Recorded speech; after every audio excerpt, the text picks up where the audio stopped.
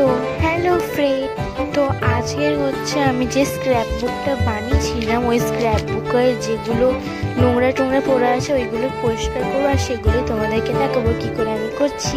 তো চলো let's start.